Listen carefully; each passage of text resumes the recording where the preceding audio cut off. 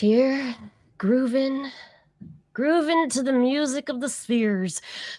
Everyone, welcome to this week's podcast broadcast of This Week in Science. Hope you're all doing all right in your worlds.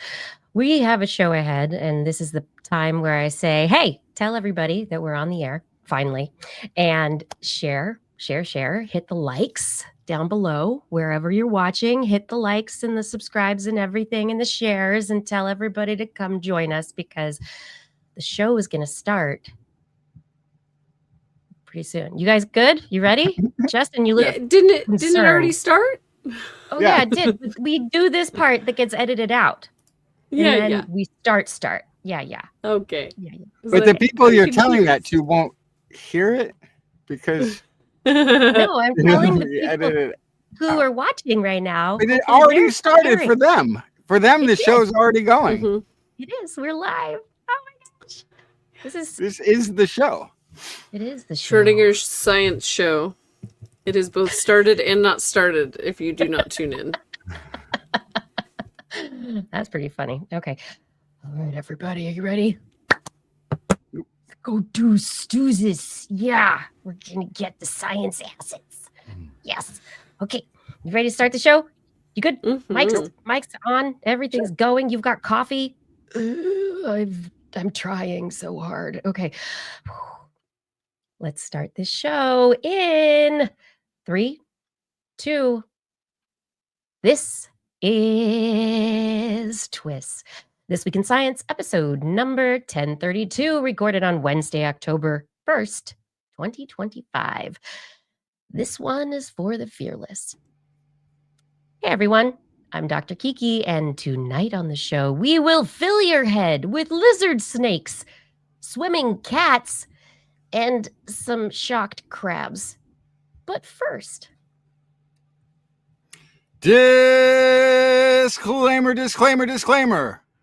The world lost a good one today. This week, science mourns the passing of Dr. Jane Goodall, primatologist and conservationist extraordinaire. For over 6 decades, she blurred the lines between human and chimpanzee, intellect, behavior, and emotion, the first to reveal tool use by non-human hands. She dared to identify emotional states in chimpanzee eyes and kinship in chimpanzee communities. Concepts so foreign to the scientific dogma at the time, and yet so apparent to the young, open-minded observer. She showed us that to understand nature, you must respect it. To save it, you must fight for it. From the jungles of Tanzania to the halls of the United Nations, from bare bones research huts to the Jane Goodall Institute, she leaves behind a scientific movement. We all live in a world forever changed by one woman's courage to listen to the voices of the wild. Forever missed but never forgotten here on This Week in Science, coming up next. I've got the kind of mind that can't get enough. I want to learn everything. I want to fill it all up with new discoveries that happen every day of the week. There's only one place to go to find the knowledge I seek. I want to know what's happening. What's happening? What's happening this week in science? What's happening? What's happening? What's happening this week in science? Good science to you, Kiki and Blair. And a good science to you too, Justin, Blair, and everyone out there. Welcome to another episode of This Week in Science. Before we get into the stories of the week, I want to just continue that incredible disclaimer and our thanking of this amazing woman who really, like you said, changed the way that science was done, the way that we looked at animals. There were researchers... We kind of take it for granted here on this show because we have a weekly dose of this from Blair, who's been carrying on this movement for us here on the show every week for years. And so to a lot of us, you know, that hearing the early discoveries of Jane Goodall sound like another one-off from Blair. but it was at a time when it was literally nobody believed that chimpanzees or even other animals at all had We're these individuals. Yeah. Yeah. And like now, Blair, you can report and we can talk about, oh, well, duh. Yeah. Another study is Animals finding out smart? animals are Never. Yeah. Yeah. But as a zoologist and as somebody who has loved animals your whole life, honestly, I mean, I know how Jane Goodall impacted me as a female scientist. Mm-hmm. And good Lord, birds are individuals too. What? Who knew? News at 11. But for yourself, do you have any Yeah. stories or do you have any thoughts about how important she was to you Yeah, personally? I mean, yeah, I remember watching kind of specials on PBS as a kid and her talking about what it was like to be, first of all, to be a woman in a male-dominated field originally, right? But also to do these kind of, to your point in the name of the episode, these fearless things, these things that seemed bonkers to everyone else around her. I'm gonna go live with a bunch of chimps. Like, what? But I was lucky enough to meet her once. I used to go to this conference every year called the Wildlife Conservation Network Conference, the Expo in San Francisco. And when I worked at the zoo and I ran teen volunteer programs, I actually would bring teen volunteers with me and they would table and help out at the event. And then we would always get to go see her keynote at the end of the day as kind of a thank you for volunteering at the event. And hearing her speak would always kind of give me goosebumps and a nice kind of injection of hope, which is something that was always needed in the conservation movement. But gosh darn, lately it's really been needed, right?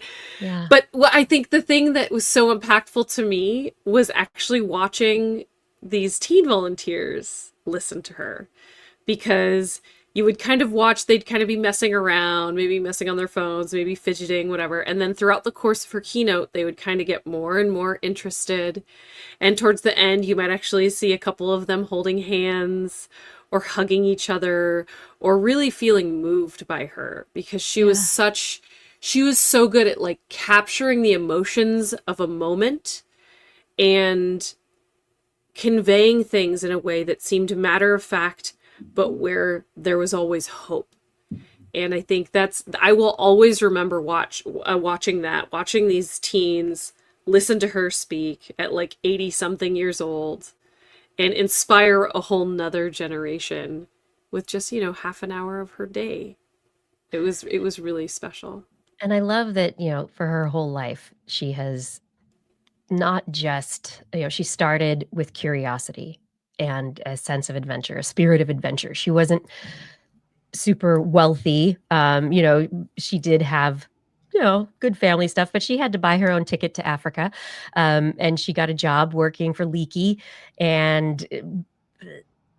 but she was more than a secretary, and he gave her this role. And I love the part of the story is that she was supposed to have a chaperone, and so she brought her mom. And that was so the two of them, her and her mom, are out there watching the chimpanzees, trying to feed them and trying to make them at least accept them as parts of the environment and not to be feared. And she was able to make advances that nobody else did before, because she looked at things in a different way. And that is eternally important. And as a woman in science, oh my goodness, I love that she took mom as a chaperone. It's so good. What better chaperone? Mama Bear, you're here. Okay. Yep. But then through her life, she wrote about her experience going to one of the conservationist meetings, an annual conference, and really seeing the plight of the chimpanzees, the plight of these animals that were being killed for various reasons. Yay, people, what's up? And she said, oh, I know a lot about these animals. I shouldn't just be focusing on learning about them. I should take what I know and try and make this important to people. And that was the beginning of her activism. and her work to really work to create a better world for humans and chimpanzees, right? So anyway, I don't know how many of you out there have memories of Jane Goodall, or if you do remember Jane Goodall from anything, but a great woman has passed, and her impact is going to last so long after she's gone. It's changed so many things. I love it. We can all make an impact every day. Little things. Yeah. Kindness. Talking about science. We've got an episode of This Week in Science ahead of us right now. Everyone, thanks for joining us. Let's see. I've got science news coming up. Microbes and mouse moms. Old. Analyzed. Junk food memories. Or not. And a lizard snake. What do you have, Justin? I've got formative fungi. Good news about cancer rates and robot double agents. Double agents? Robot that came in from the cold. This Robot is the movie. Movie at 11. Blair, what's in the animal corner? Well, I'm very excited to hear about the lizard snake. I'm on pins and needles about that because that just sounds like a legless lizard. I brought swimming jaguars. I brought the resurrection of the dodo and female crabs. They're electric. Did they do the Electric dodo? lady Is the dodo back? Or is it news at 11? Oh, God, it's a teaser. I got to We're wait gonna talk about it. the whole show Yeah. to get to the halfway If point. I gotta wait for the lizard snakes, you gotta wait for the dodo. All right? That's fair. That's fair. We're all waiting for each other's stories tonight. I'm so excited, and I hope everyone out there is as excited as we are to hear each other talk about science. All right, everybody. This is This Week in Science. If you really enjoy the show and you are not yet subscribed, or you think somebody should be, make sure that you're sharing and you are subscribed and are finding us on your favorite podcast platform. YouTube, Facebook, Twitch, we're there as well. And we have a website, TWIS.org. We are on some social medias. Thank you to Fada for making sure that happens every week. Even when we don't do the show, he helps out with that and makes sure there is social media out there. But yeah, time for the science. Yep. Let's bring it. Dun, dun, dun. Week ago, 2 weeks ago, whatever, Mars, right? There was the whole like, oh, there's nodules on Mars. Might be life. There have been big questions, though, about other places in the solar system that could harbor life, like the moons of Saturn. A particular moon called Enceladus has been looked at over and over again, considered to possibly have a cold, not water, but maybe like ethanol, ethane, methane kind of sub-ocean beneath the ice, and where there is water as well. And there's due to the tidal and gravitational movement of the moons around Saturn, not that the Enceladus actually has any volcanic activity of its own, but the squishing and moving of the moon just because of the fact that Saturn's so big and is like, come here, and is like grabbing onto Enceladus, and Enceladus is like, no, I'm going to stay in my orbit. And so it's like all squishy. And in the meantime, what happens is the inside of the moon heats up. And so you have the potential for an icy outer shell with a liquid inner ocean. And Enceladus has plumes, these cracks that appear because of the squishy. And so the plumes back years ago, remember the thing called Cassini, that mission? Oh, yeah, of course. That Went everywhere. dove into Saturn and made me cry. I cried a lot that day. Anyway, Cassini, the data lives on. We have had reports from Cassini for years, people continuing to go through the data. Earlier, Cassini had gotten data from the E ring of the rings of Saturn. And there were these hints. They were like, oh, we found stuff that's organic, these organic molecules, but they've been here in the ring for a while. So these are like half hour to like days old. They were very old, so they could have been irradiated by solar rays, also by the electromagnetic field of Saturn itself.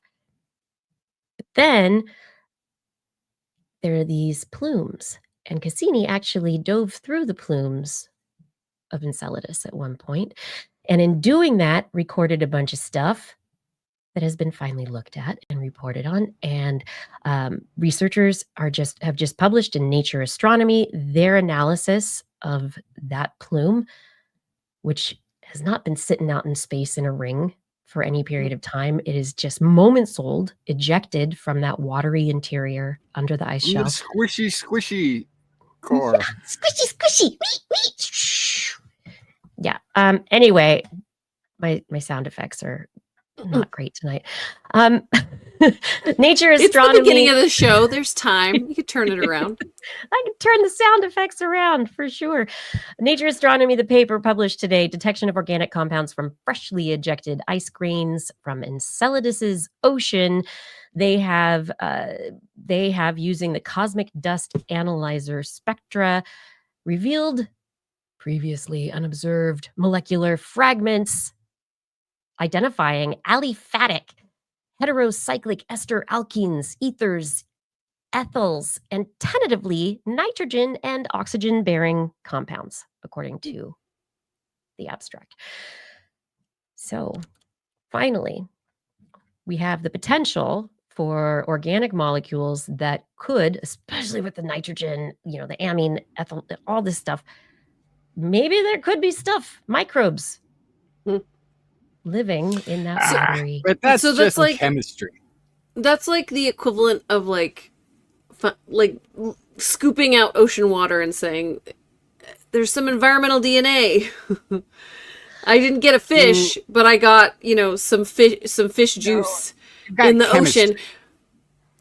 I'm saying it's analogous. It's not the same. I'm not saying that you got DNA from the bacteria, but I'm saying like that's basically what you're doing, right? Is you're getting an artifact of something that could indicate that there's life under there because you got this point. And yeah, but I mean, if you had a signal of fish juice and you didn't know that there were fish, yeah, but you had that signal, you'd be like, oh, you didn't know what a fish was. Fish juice. There's something fishy about this, right? Yeah. Mm-hmm. What you have is just chemistry, as far as I'm concerned. But the ice grains that the data, these spectral analyses have identified, these ethyl compounds, different compounds that are relevant for organic chemistry, right? Which is potentially the substrate for biochemistry, which would be the chemistry of life. And they found some very, very solid signals. And in this wonderful article, they actually put forward a flowchart of potential chemical pathways between organic compounds on Enceladus. So to suggest that any of them include a fish? No fish. No. But they do include these esters, ethyls, alkenes, all the things that they I remember those words from chemistry. Right? Exactly. They're chemistry words. Metabolism and proteins and all sorts of stuff. Yeah. Wait, proteins? They found proteins? No. Oh my gosh. I'm sorry I said that. Yeah. Easy. Chemistry. Chemical pathways that are associated with life activities. And they suggest a whole bunch of chemical pathways between the organic compounds to suggest how they could have arisen, how they could interact with each other, and how they could be in existence in this liquid ocean under the crust of ice. Not that they have proven it in any way. This is just, they found some stuff in an ice plume that Cassini flew through a while back. But we're still talking about chemistry interactions that can explain the chemistry that they found. Mm-hmm. Yes. And if they Yep. can explain it without needing life, Mm-hmm. which is, I think, what they've done, this is more of a sign that there's not life. It is these are pathways. These are potential pathways. They have no idea, but they could be significant in the context of a substrate, or like we're not saying life. We're not like the dude on the Ancient Aliens show. It's the same as a couple weeks ago. We're Well, saying there's a this chance. is No, hang yeah. on. No, But let me this slow it actually down, this though, is because so I'm maybe gonna go I'm so I'm gonna being go slow. backwards. I might be I'm being gonna go slow because I'm missing But something. no, a couple of weeks ago, Justin was like, but this is a really, like, the chemistry and the way they put it forward is that they're really, really positive. And they were using scientist speak to, like, you know, kind of couch it in terms that couldn't be taken to be certainty. And I still think, you know, we need to look at it, but they had much stronger signal, and like the chemistry is more suggestive of the recent Mars finding than this chemistry is. This is just organic molecule fragments. So I think it's an important distinction. I appreciate that, because I think that they're both, there's a chance, but it's like magnitudes different. Yeah, the Mars one is there's a much non-zero bigger chance, but this is a much smaller non-zero chance. Just like the stuff is there, and Mars is like, it looks halfway made. yeah, so that's the different, like that is the kind of counterpoint, right? So this particular study, they're finding evidence, and the more evidence they have, the more, I guess, like support they have scientifically to send more missions. So the European Space Agency wants to send a mission to Enceladus to actually go land something and see if it can crack through the ice and you know, take a really good look at what's there. We want to go and find the possibilities in our solar system. Where else could life be found? I have one, without going too far on a tangent. Oops, too late. I don't understand. Please explain to me, because the moon, No. our moon does not rotate, right? You're always kind of, it's doing this. Well, right? it depends on where you're standing. Yeah, it kind of does. It rotates, but it does like one rotation in the time period of a 24-hour orbit. Yeah. Yeah. So the same side of it is always by its facing orbit. Earth. Yes. Exactly. That's what I'm saying. So if we are assuming the same is true for this moon, I have trouble understanding how you can have a frozen surface and a squishy core. Right, because it's so big, and the gravitational forces at play, like, you know, the gravitational forces of the moon and our orbit around the sun influence the tides on our planet, right? And so there are massive forces at play that move things. Those forces are also influencing the rock, and, you know, but to a lesser extent because of the size of the bodies and the forces at play. There are interplay based on how far away the moon is, where it is on what side of the Earth at what time. And so there is a constant, you know, pull. The two bodies are pulling on each other. And so Saturn is massive.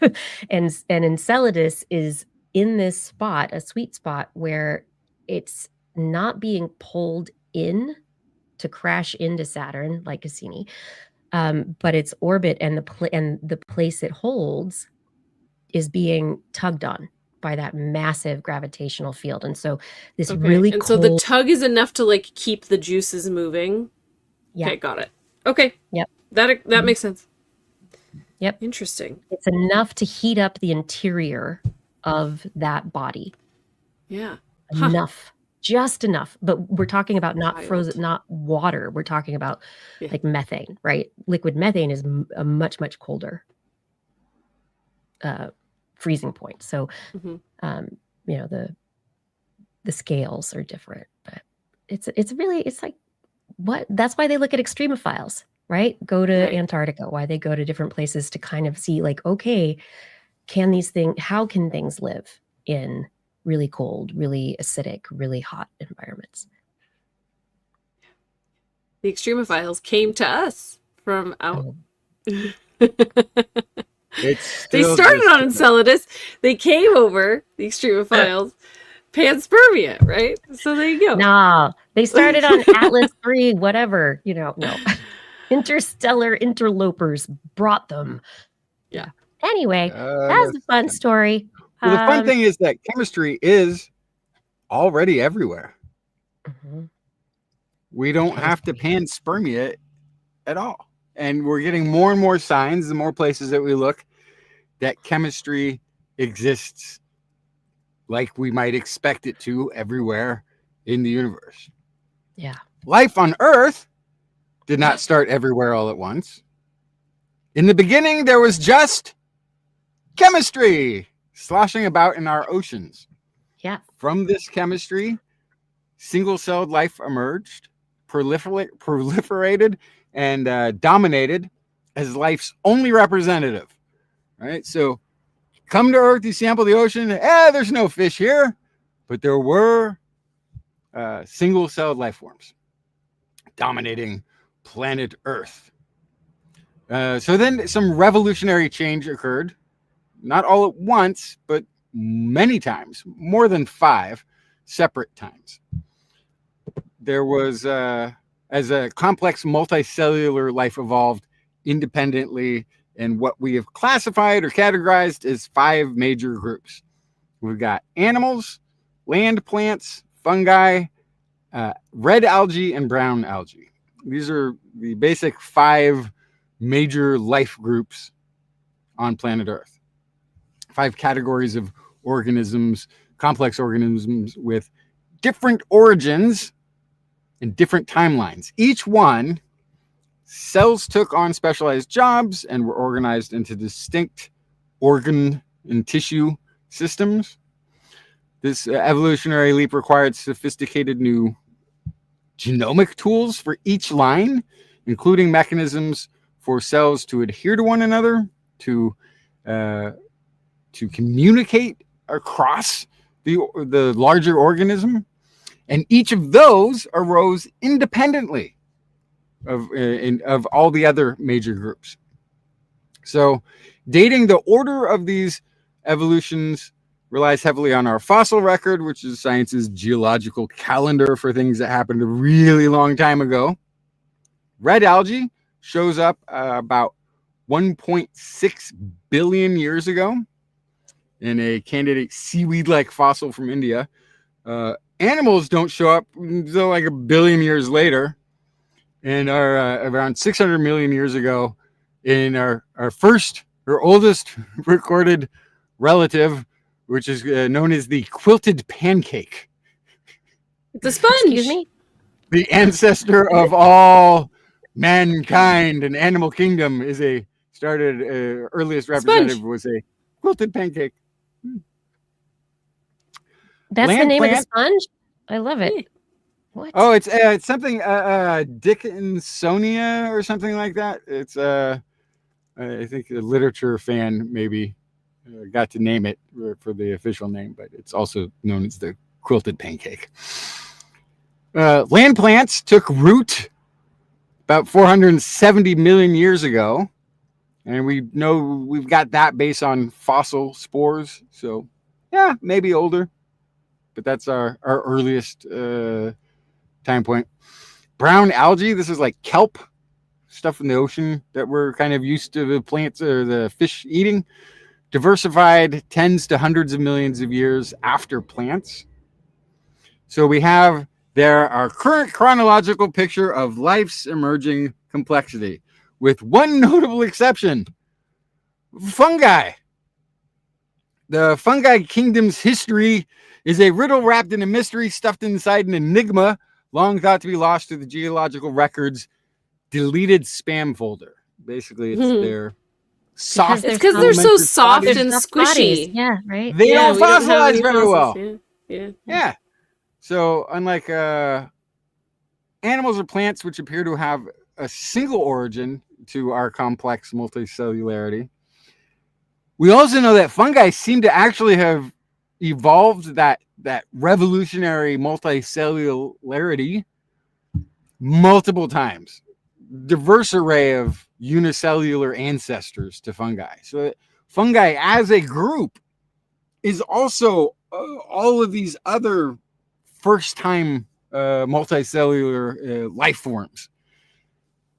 So we've kind of talked before about how, sort of life seems to have only emerged from one distinct time point, and still we're still sort of there at the unicellular level. We don't have necessarily a diversity of unicellular life time pointed out, but multicellular life started multiple times that we know of, and fungi could have kept going without the rest of us, and we would have had continued diversity of just fungi. So part of this is like also making it difficult to pinpoint a single origin for fungi, is that not all fungi began at the same time point. So when we talk about the 5 emergences, we're missing origins of this group by wide margins. To overcome this, scientists are now focused on the molecular clock, the idea that genetic mutations accumulate in an organism's DNA at a relatively steady rate over time, over generations, kind of like ticks of a clock. But it's not calibrated, meaning it can't really give us years. It can tell us sort of generationally, but that doesn't always answer everything, right? So they need anchor points somewhere in there to say, okay, how does this relate to this, and where is that in the fossil record, and is that a given point? And there's a great scarcity of the fossils and fungal, so that's also a challenge. So horizontal gene transfer is what they've now turned to as a form of a fossil record.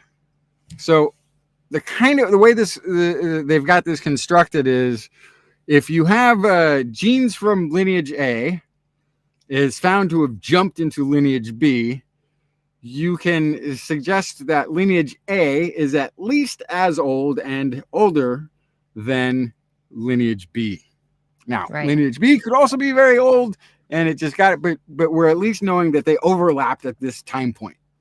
And then they were swapping genes at this point in time. Right. So they were both coexisted at this set point in time somewhere. Okay. So by identifying 17 of these transfers, and this is only going to be in currently extant or currently living fungal organisms, right? So this can't tell us all the fungal forms that died off before the ones that are living, if there were any. But we got this sort of older than, younger than relationship now in the fossil record with 17 of these time point stamps. And the analysis suggests a common ancestor for living fungi dating to roughly 1.4 to 0.9 billion years ago. So that's well before the 470 million year old age of land plants. That's a long time ago. And what's super interesting about that is, of course, the fungi are land creatures, which means that for maybe a billion or more than a billion years before plants took root on the land, the fungi were working away. Their ancestors were working away out there, preparing the soil. Exactly. Recycling nutrients, altering land chemistry, perhaps changing the atmosphere, partnering. Do you know for sure these are terrestrial fungi, Justin? Yes. Okay. Interesting. Yes. The paper couches them as ecosystem engineers, creating the first primitive soils, fundamentally altering the terrestrial environment. So, are you talking, Blair? Are you asking if there are there aquatic fungi? There are, yeah. Hot chew, says Kiki. Tried to turn there are underwater fungi. That is a thing. Oh, no doubt. But what is their origin? I don't know. Right. So yeah, that's what I was curious about is do we know And for so sure then that terrestrial fungi came first? the genes that are present maybe to deal with aquatic environments versus atmospheric and soil. I have no idea. I'm making something up right now, but that's my hypothesis. That I don't know. I didn't know about underwater fungi. Yeah. So, but possibly a billion more years of fungal recycling of nutrients on land, creating these soils. So, and then in this view, then plants, when they get to land, they aren't so much forging a new path for life as they're jumping into an ecosystem that has already got had eons of ancient and persistent activity by the fungal friends preparing the way. And now I want the cartoon to be called Fungal Friends.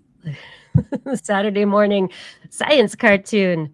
Yeah. This is my fungal friend, Basidiomycetes.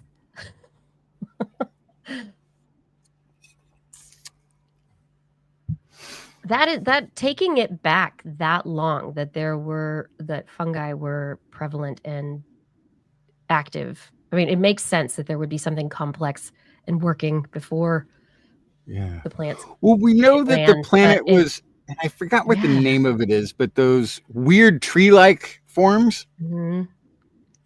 that were like giant, 30-meter Yes. tall. Yep. Or 10-meter tall, whatever it was. That was just like last month we talked about those. Mhm. Yeah, those weird fungal trees that they say isn't exactly related to any current day fungus, but now, and under this light of understanding that the fungal community originated from different single cell organisms multiple times, it doesn't need to be related to current fungi to be a fungi. Right. By our broad definition. I love this new technique though of using the horizontal gene transfer as a way to to control for the fact that we don't know, we don't have fossilized stuff. We can't go back and do the radio dating in the traditional way. And if this one was doing this and this was doing this and the same genes are at the same time. Oh my gosh. I just love that it's not any fancy math. It's just like, we know this was happening at this time, and we know that this was happening at the same time as this thing. Mhm. So basically, we're just using the transverse property of like, if A equals B and B equals C, then A equals C. So like, well, yeah.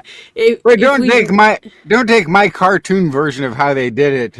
No, that's how relative dating works. That is 100% how relative dating works. Is you're just saying like, I know it's at least this old because it's associated with this other thing. Like that's how like relative dating works when you go like, I know this fossil is here and this fossil is from this time and this fossil's below that fossil, so it's older than that. Like I love that it's not this crazy calculus that's happening. It's just like it's all relative logic. I think it's beautiful. And I love how like simple the math is. It's I've always thought it was really cool that it's like there's no trick. That's it. That's the whole, you're just using basic logic. Love it. And then some math. There was math. But yeah, of course there was math when you were doing the actual radioactive dating and other things. But in terms of the relative dating, there's not really any math. It's just, this is more than that. I love it. But this is brilliant. It makes so much sense. I love this this new way of measuring, and maybe it'll come up with some new discoveries of other microbes, other organisms that are soft-bodied that we hadn't hit on yet. Because horizontal gene transfer is not just like it's a lot. Like, but like a soft-bodied, the continents all being dominated by soft-bodied life. Like, can we even imagine the fungal terrestrial scene without any plants, animals, or insects or anything, where the world for all the life on land is just varieties of fungi? Like, wow.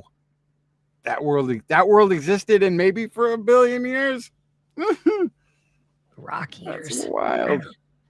Blair. Mm. No, we debate every once in a while about whether or not fungi are animals, but did you want to talk about animals? Yeah. Kind of? Yeah. You have a say? Cats. Is your understanding that they like water or they do not like water? No choice. People say they don't like water. You Uh-huh. can, like, if you get them in water when they're babies, you can get them to like it. It could be, they can take baths and stuff. Yeah, no, cats Mhm. are not like big. People don't think cats are big swimmers, Yeah. right? So when I worked at the zoo, we would say most species of cats avoid the water. There's a bunch of reasons for that. There's a lot of cats that live in cold climates, so it would be a bad evolutionary strategy to get wet when it's really cold. A lot of cats do not have webbed feet, so they are poor swimmers. But tigers, the two types I of love that you just cats said a lot of cats do not have webbed feet. I don't Yeah. think people would think that about cats very often. Yeah. Tigers have webbed feet. Fishing cats have webbed feet. They're good swimmers. Jaguars, which is what this study is about that I brought here. Jaguars have been understood to be able to swim a maximum of about 200 meters. So they don't mind getting wet. They don't mind jumping in water to grab a meal or to cool off. That is But much there's further than I not- think I can swim. 200 meters? You can I could definitely Without, swim like- 200 meters. 200 meters? Yes. That's wait. two is- lengths of a pool, right? Is it right? An Olympic pool? It's like two football fields. Yeah, I think 100 That's a long way, an Olympic Blair. pool. Yeah, it'd be fine. Anyway, But 50 point being, I don't swim. yes, it's farther than a lot of people would imagine a cat swimming, but you're not swimming long distances. And so, for example, in jaguar conservation, it has long been assumed that reservoirs, wider stretches of river, and other bodies of water are a barrier to movement. However, this week, a jaguar has been identified based on their unique spot patterns on the mainland in Brazil, in Goiás state, and then also on an island 2.48 kilometers away. They were both recorded by a camera trap. Kilometers. Three times this cat was recorded on the mainland, and then one time it was recorded on the island. They are very confident this is the same cat. By looking at all of the potential trajectories, I love this, that they're not like, well, maybe he didn't just swim straight. Like, if you look at any of the possible paths to get from the mainland to this island, either this individual cat swam about 2.5 kilometers straight, or, more likely, they used the stepping stone option. So there's a little islet that was about 1 kilometer away, and then there was a 1.3 kilometer swim to get to the island from there. So they were able to kind of take a break and then keep going. So kind of like the relative dating, based on the previous assumption that they can't swim more than 200 meters, would it make more sense that they swam 2.5 kilometers or that they swam 1 and then 1.3, right? So the assumption would be that they stopped halfway. All that being said, though, even if they could swim a maximum in that case of 1.3 kilometers, that is a huge difference from 200 meters. So this completely changes jaguar conservation.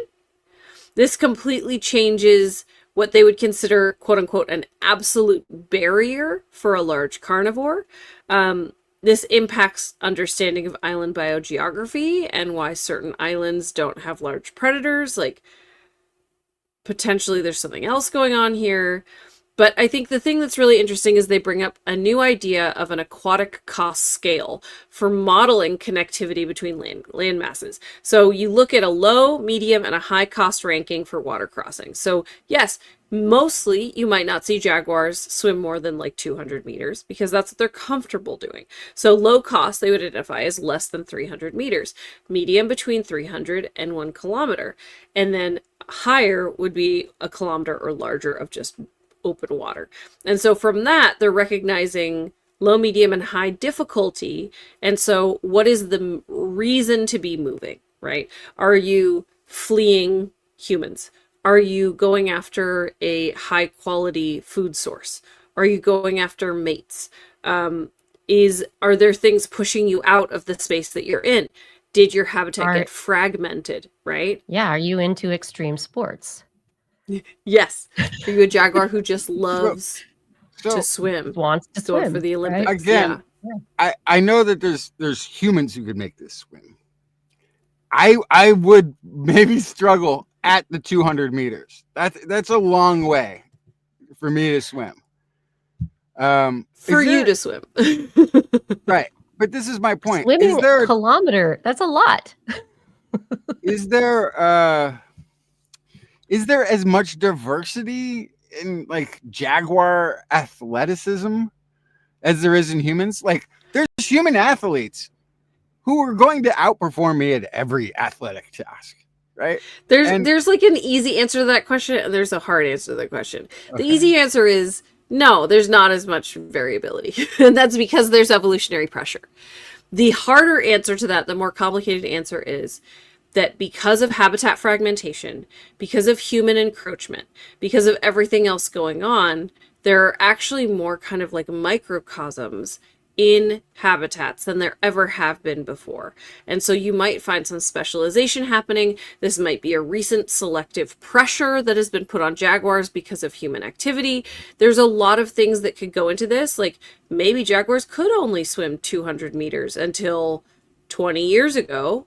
And then the last 3 generations of jaguars have had more pressure on them, right? Or maybe just this jaguar. Just this one. Yeah. It's like turns out I'm a great swimmer. I'm going to go where I want. It's like the garbage dump seagull, right? It's like the gull who ended up at the compost pile in the Central Valley and was like, "Oh, this truck is amazing." Yeah. She did that a few times. She's amazing, but how many other birds did? Right. But so or did they have a whale friend? Yeah, individuals can be exceptional, right? But there's also a question of the metabolic needs of these different cats, right? So we have cheetahs who can run super, super fast for a little bit and then they get super tired out. They're like made to run, right? And then you have like tigers, you said they have webbed feet, like they are going to get in the water and they'll swim. And they're water cats and they'll be fine with it. And they go after aquatic prey. But so what are the lifestyles of these different animals? I know that I have heard about jaguars in the jungles where there are rivers being able to catch prey along the riverbank or get in the water for a short period of time to catch prey.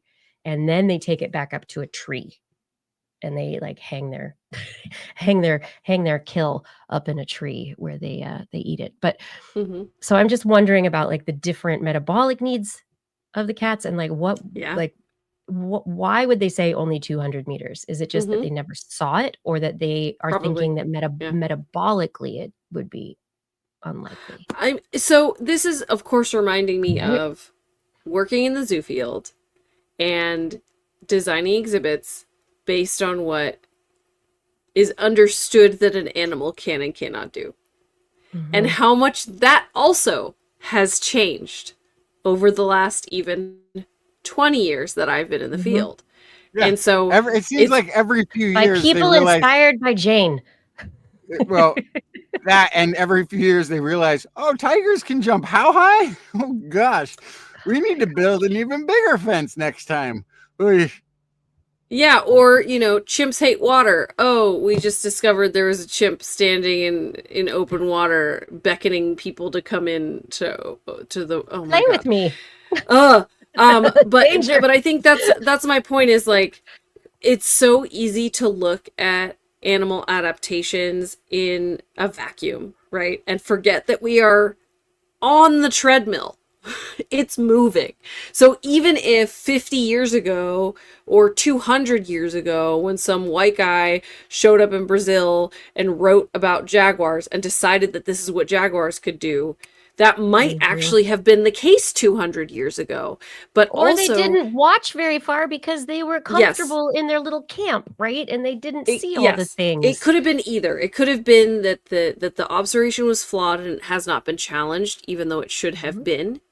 It also could be, and it can be both, right?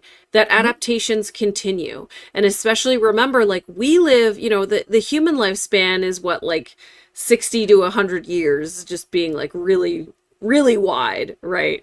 I would But imagine a jaguar, what, like 20 or 30? Maybe like if no, 40? like 12, like 8 to 15. That's And 20-ish. so Okay. yeah. But I'm saying like Okay. an average is probably closer Yeah. to 10, right? And so Okay. that's a lot of generations, So like a large dog. Got it. right? But And it is a so lot. that means that a lot, there's an opportunity for a lot of adaptation over that time, especially with humans encroaching, with new prey, with livestock and farming, with all of these things happening. There is a lot of opportunity for adaptation and evolution, and we are like on the treadmill, like it's happening, like we are watching animals evolve around us, and we forget that, I think, all the time, that we kind of have this idea because we're at this little pinprick in evolutionary history that nothing's Everything changing. is the same. Everything is only 6,000 years old. It's all the same and has never changed and will never change. Yes, and I will say, I It is did a not quick Google, accurate, and I Justin. apologize. I apologize for backing there for a second. No. An Olympic-sized pool is 50 meters long, so that is 4 laps Done. in an Olympic pool. Pull me out. Yeah. Well, I'm just saying I could do it, so it'd be fine. Like you say, like I can do it, it'd be fine. Like it would be a walk in the park. You'd be like, yes. whew. I mean, me today, you're correct, but 5 years ago, it would have been no problem at all. I wouldn't even have been short of breath. No. Oh gosh. But anyway, this is exciting. Yeah. So big carnivores like the jaguar, could have expanded their ranges and ended up in different places than in different ways than we previously thought. Where previously we considered it all to be overland or whatever, now there are explanations that can be used. Yeah, but we need more observations. One jaguar does not a pattern make, right? No, it could just be the, extreme swimmer jaguar, but yeah. That is so cool. I love, though, the more that we are tracking stuff, the more we're able to come up with these kinds of, data points. Yeah. Be able to see that horizontal gene transfer in the jaguars. What about mice? We don't look at them enough, do we? Ever? No. Did you know? No, I'm not going to go there. Anyway, mice can be used as a model species for a lot of studies, including maternity. And so it's easy to manipulate the mice because, thanks to places like the Jackson Lab, we can have germ-free mice and we can have wild-type mice that have all of the germs, microbes. So we've had conversations previously about the concern of offspring. So when babies are being born, what do C-sections do versus natural birth? How do you control for the microbes and the immune system of the child? But this study looked at how the immune system and microbes influenced the eggs of the mother. So they took germ-free mice, and so those that had no microbes, and regular mice, and they set them up in a few different situations, and they did a number of different manipulations to get to the results of this study, which really showed the bottom line is microbes influence the immune system and lead to a bunch of short chain fatty acids and other molecules. So acetate, propionate, butyrate, these compounds make the ovaries and the oocytes in mice. They haven't looked at it in people yet, I'm just going to say, but better. So the germ-free mice showed oocyte depletion. They showed, and they looked at it at different stages of development. So like the first state when the oocytes were starting to form, at different points of weaning from their parent, from their mother, and then on to becoming an adult and having their full complement of oocytes and being reproductively active. They were able to show through the manipulations of this study that there are all sorts of points through the mouse life cycle at which microbes influence these molecules in the gut, really. So this is like not in the follicles, this is in the gut. And those molecules end up influencing the immune system and ovarian homeostasis and the follicle reserve. And so microbes make for better fertility in mice. So if this isn't a gut, is this essentially, I mean, it's a way of telling the story, and it's interesting to see the downstream effects. But this is, I mean, if you just had a malnourished mouse, Mm-mm. I mean, isn't this essentially yes. saying that's malnourishment is also going to have impacts that will deplete the follicle reserve because the body is going to do what it can to stay alive, right? Right, because this is essentially saying that microbes are important for, like, the way I'm hearing it anyway, the way it's taking me is like microbes are essential for nutrients, breaking down food to pull the nutrients out, which then affects XYZ. But like if you just had a malnourished mouse, you would see, so I mean, it's, to me, they're connecting dots, which are real. No, I get what you're saying here. So they did try and feed mice different fat additive diets to be able to make up for the lack of microbes and other things, but the microbes were the key. That there are potentially ways to, manipulate it, but it's not dietary. But it's microbially produced at the scene. This is just in one of the first studies that looked at it in this depth, and it's just, yeah. I get it, but isn't like the whole point of the gut microbiome is that it is extracting nutrients from those raw ingredients that we put into the gut. So whether you've got all the nutrients in the food, whatever it is that you're eating, if you don't have the microbes to break it down to utilize it and then create whatever they're creating as well, so it's, again, to me, it's just they've malnourished. But I feel like we've heard other connections between the microbiome and other systems in the body, right? Like I'm not making it up that the microbiome has previously been linked to hormone regulation, right? Like we've talked about that, I do believe. So the lining of it all is neuronal tissue. So it is connected also to the gut, your brain, the entire nervous system. Yes, absolutely. but I'm saying if we know that the microbiome can have an impact on hormones, then naturally that would impact your follicles and your follicle development. Yes. So that's also, it's not, it can't just be the nutrients. It feels like the microbiome is doing so many other. So the microbiome, the colonization of, these short chain fatty acids were signals that they were able to measure. So they were able to see the dysfunction slightly alleviated in germ-free mice when they gave them the short chain fatty acids, but it wasn't to the same level as mice that had never, that had microbes. The microbes themselves aren't just making these compounds; they're also they're influencing signaling, and so the host microbe interactions it's an environment, right? An ecosystem. And you can't just go and stick, you go and you can stick the food in it, right?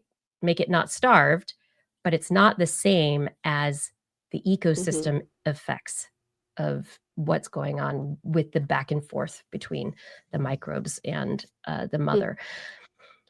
And so, of course, this is not, the final news on anything. This is published in Cell Host and Microbe. These researchers were able to just show that the gut microbiota impacted reproductive capacity, and that the mice that did not have microbes, they saw their reproductive capacity fail more quickly and faster than mice that had conventional, or that were, that had microbes. And so the question is, right? I would still push for.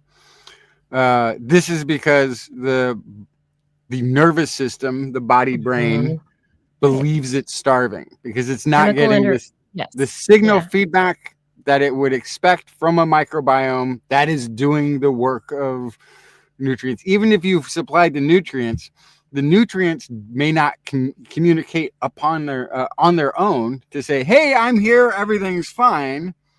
You have this entire community that's sending out signals of these processes that are going on, that are informing the neuronal gut tissue. And they're saying, this is correlation. We are seeing that the microbe, there is a no microbe difference, and these short chain fatty acids are involved.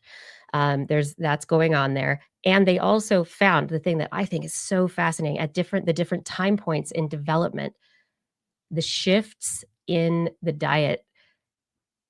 They match the shift in the ovary and the follicle development matches the shifts in development. So changing from like suckling to being weaned and eating solid food.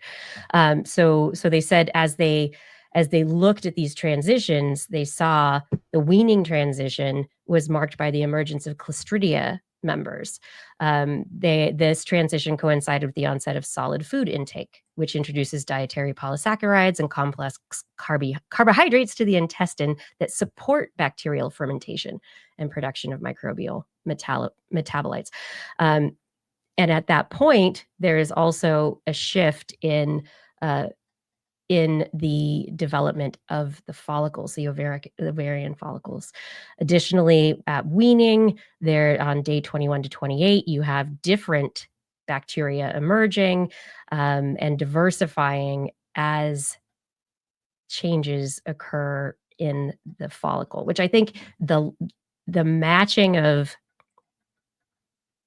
development and the emergence of certain bacterial species that would be bringing certain short chain fatty acids with their metabolic processes, that it turns it into a really interesting question. And of course, we have no idea if this is what happens in people. No clue. But we do know that there are lots of people who have fertility issues. And if it has something to do with diet, if there are targets that can be addressed, that maybe there is something that can be done that's, maybe an easy intervention as opposed to something that is much more complex.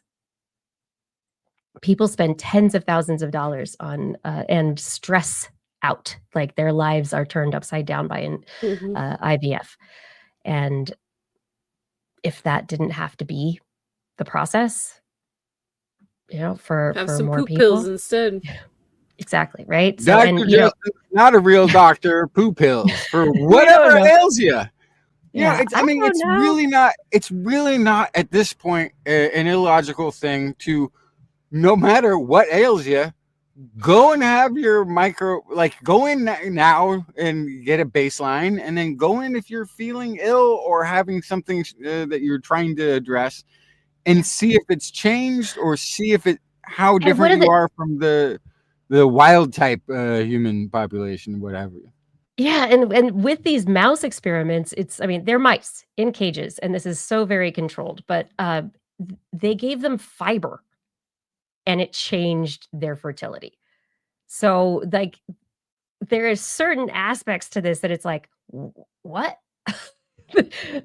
Like that they're very, very simple interventions, and they saw impacts on, um, on the oocyte maturation. So, anyway, mice, not people, but they've never done like this. It's such an there's so much to be dug into here, and I think you're exactly right, Justin. Like, there's there are other explanations possible, right?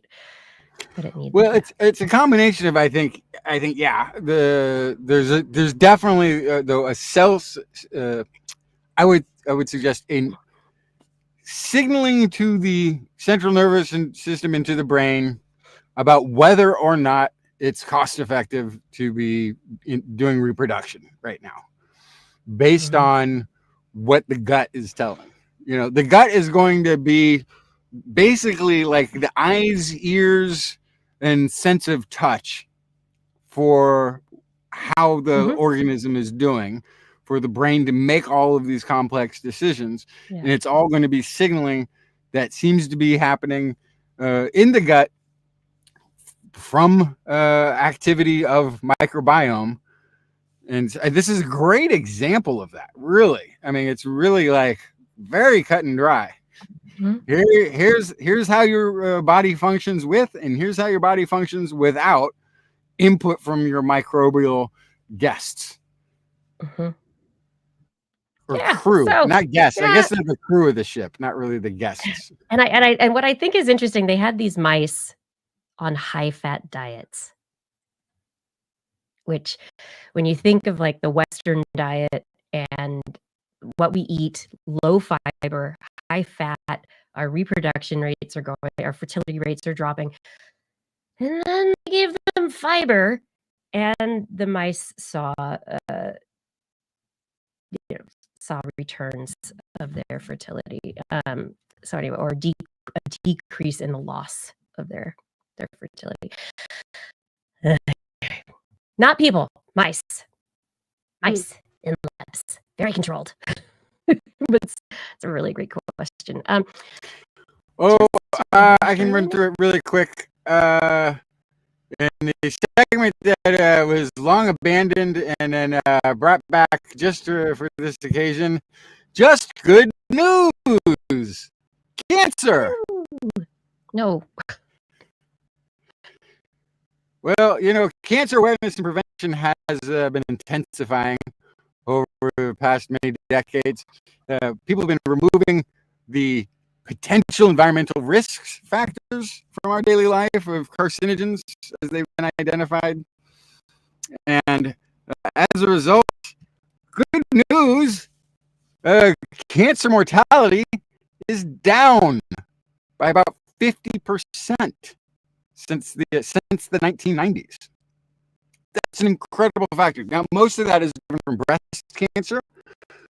Breast cancer has massively decreased its mortality rate. We're testing way more, and the treatments are better too. So detect. So in that time, mortality has remained. It's remained unchanged technically. When you actually delve into it, mortality has remained unchanged at 5.9 deaths per 100,000 from 1992 to 2022.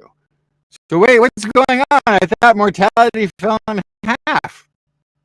The incidence of cancer has doubled in the last 30 years.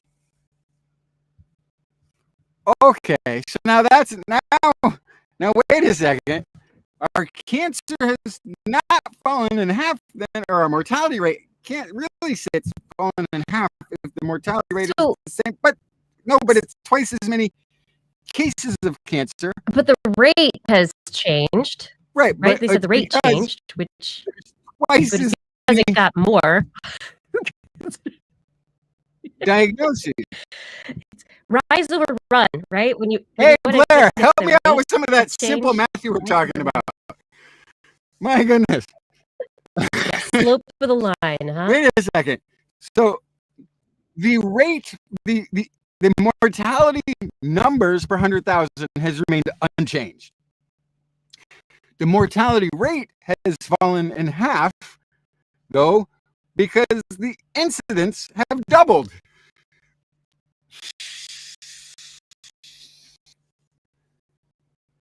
We are getting better at detecting cancers. We're detecting them much earlier. We're getting better at treating them, and we're also identifying cancers that aren't as life-threatening. We've lowered ages for a lot of those tests because we find that cancers do happen earlier than we thought they did, and we're catching things earlier than we used to. So it's this really strange thing of what is happening. Anyway, basically, this study has suggested that we need to, diagnosis and there's an detection. issue with audio for people. Yeah, I pause one want you to second. I want you to finish the story because you were on a really good roll and you were telling it well, but everybody, Oh no, that's too bad. audio Okay, well I'll restart and I'll come back for at a the end of second. the And show. so, but it's weird because apparently we're all like that. Yeah, I'm wondering if it's. Are you hearing it, Blair? I No. can't hear anything. I'm not hearing. Oh, Blair's infected too. Yeah, so it's the stream. The stream is the Oh, issue. no. Our stream is infected, you guys, with crackles, y'all. Snap, crackle, pop. What if Is it? each of us went in and out, quick, like try and come in and out? I don't know. Like, Maybe it's me. How about? Oh, I just removed myself, but I'm sure I have a feeling it's the stream. Yeah. Well, it's my account. You two stay on because you're great for me. I'm gonna leave. Okay, because I'm hosting, but if I leave, then you guys are on it, and I can. Yeah. Ooh. Now we have full control of the show. Yeah, how do we sound, everybody? Still back? Now we need a system check. Yeah. Checkity check. Testing. 1, 2. Is there a mic in the chat room? Checking for mic check. Oh, still choppy, says Discord. Laggy still. Okay. Okay. It must then be the entire stream. Uh-huh. And if we restart that, what happens? I don't know. Is that possible? I don't know.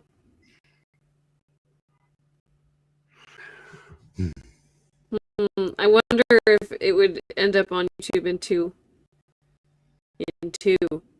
I don't know. Yeah. Or if we're even allowed to start another one. Maybe we have a limit. Oh, the plant might melt. Paul Disney. By the way, Paul Disney, I didn't know. I saw the Comstini. Is that right? That would make you a second generation space science nerd. That's very cool. Space science nerd. They give you a badge at NASA. It has a special special bathroom you get the key to. Mm-hmm.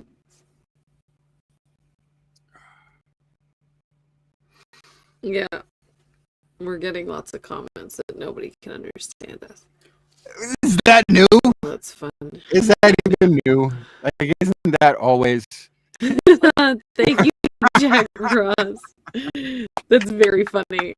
I don't know if that can. I feel like this is the internet. This is just. I'm like, of course, part of me's like, oh, Kiki? Still Oh, choppy Is Kiki- with me gone.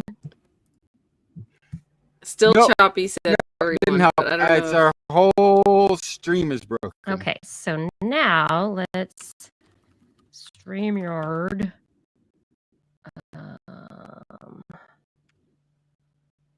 We are teching away. I'm going to see if Teching away StreamYard live. teching away live. I'm going to see if there's information on system status. Here we go. They have a.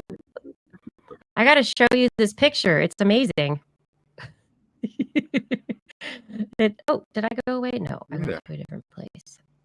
Oh, yeah, I've got too many windows open all of a sudden. Here, yeah, no, I can drop the rates. Here, look. All systems It's your fault. operational. Says, look at that. They're like, everything's amazing. Updates twice a month. What did it say? Mm-hmm. Oh, no. Drop our bit rates down. Maybe I wonder if I can control that. Hold on. So I will be right back. I know. Where are you going? And I'm gonna go work on the internet tubes. I gotta go. No, you're not. I gotta open the panel, go in there, and make a couple adjustments. I'll be right back. You are a piece of work, man. Yeah, but no. I cannot. I can only change my streaming. I'm at 720. I'm not even doing 1080 or a high rate. Need help? Yeah. If we all left and rejoined, what would happen? Would the stream end? Or what would happen if you end the stream and you try to restart it? You need a brand new one? Yeah, I mean, I think we could come back to I don't know if we could come back to this one if we left. I haven't ever done that for actual live streams as opposed to, so I don't know if it would record over. Yeah, that's an interesting point. If it would, if it within YouTube or Facebook, if it would start over is the question. I don't know with that. Jeez. Yeah, I don't know. Yeah, but no.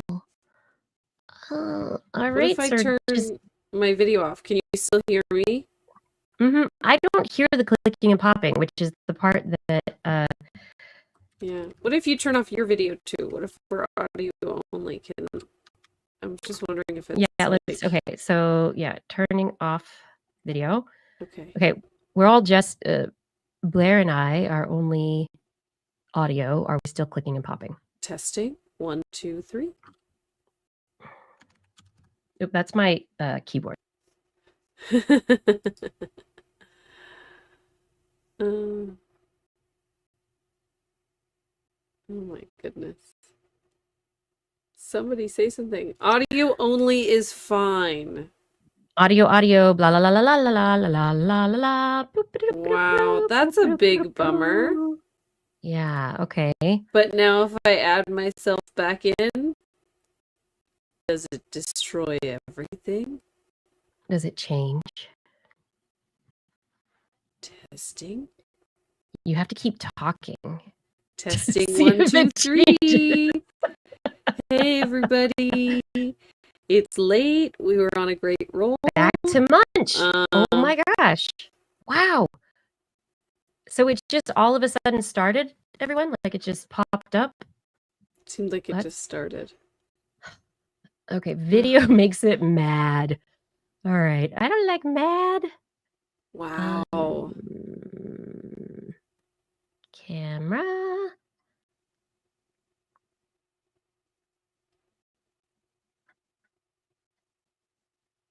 Huh. Okay. Okay, I'm gonna go away for a second. Okay. Hang out. Have fun. Yeah. All by myself. Goodness gracious. Guys, I'm real tired. This isn't good timing.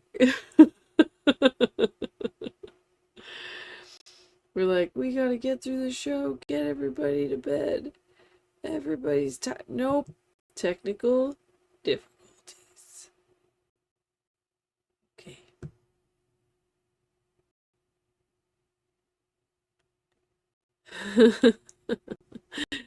Flying out likes our scientific method in troubleshooting. Oh my goodness. Oh, it's still a bit clicky with the audio, but much better than with video. Yeah, so I think... Goodness. I think it must be an issue with the stream. It's so funny to me that we could all hear each other totally fine. So the in and out machine that is the streaming platform. We could talk to each other, no problem, but the second you put it on the internet, which we're on the internet, that's how we're talking to each other, is through the internet. But when we put it online for you to see, yeah, StreamYard to YouTube must be clogged. Well, somebody said they checked Twitch too and it wasn't working, right? I think it must be all of the platforms.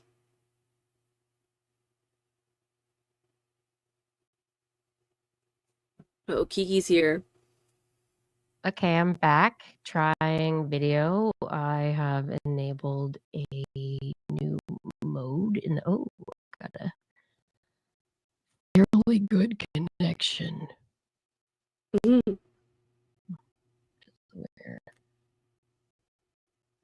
Yeah, so last time when Justin had bad audio, I heard the clickety clickety.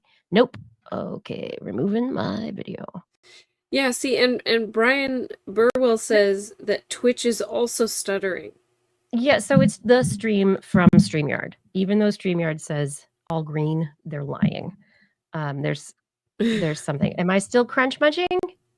Crunch munch? Crunch munch?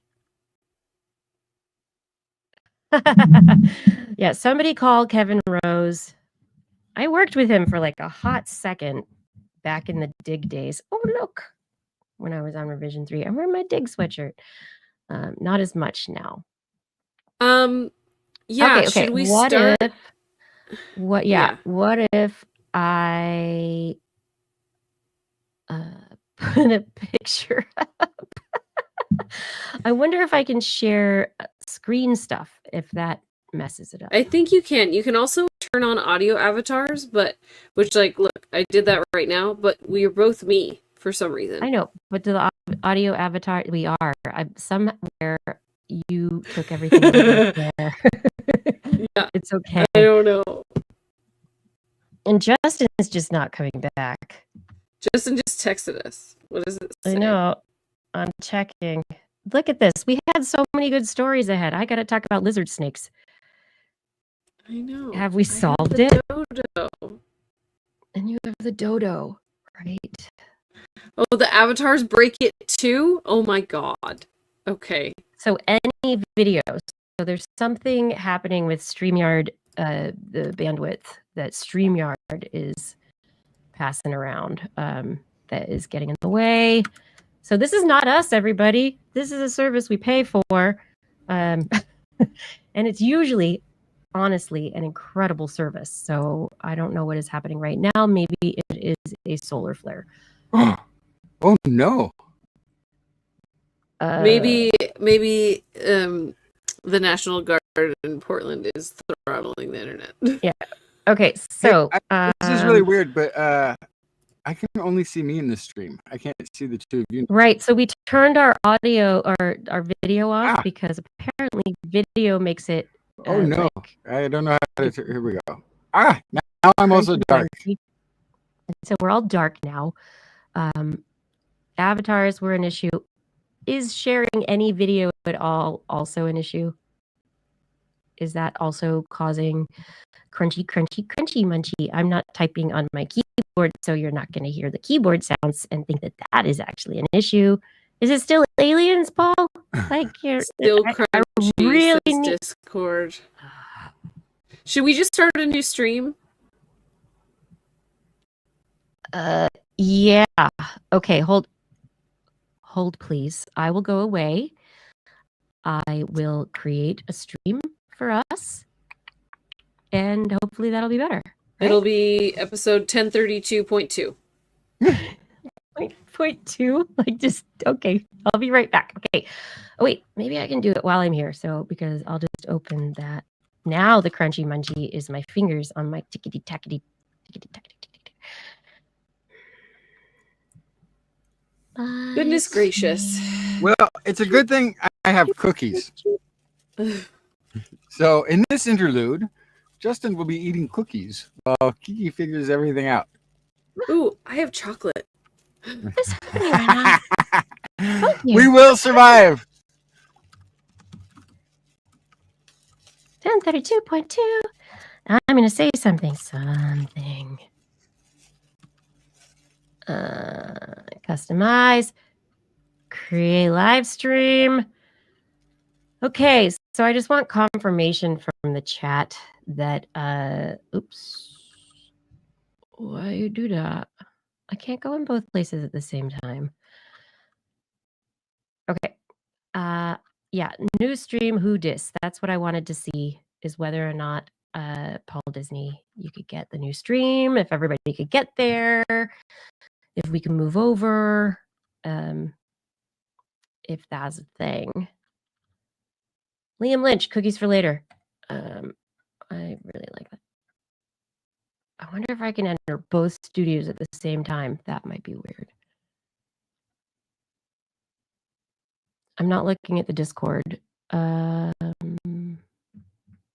guess I could check our actual YouTube channel. That's a whole thing. And see if it's there. This Week in Science. Woot! That's us. 1032. I heard myself.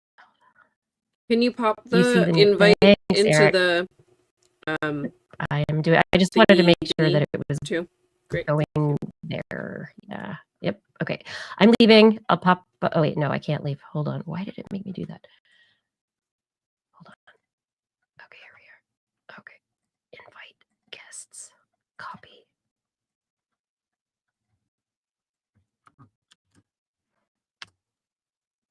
There you are.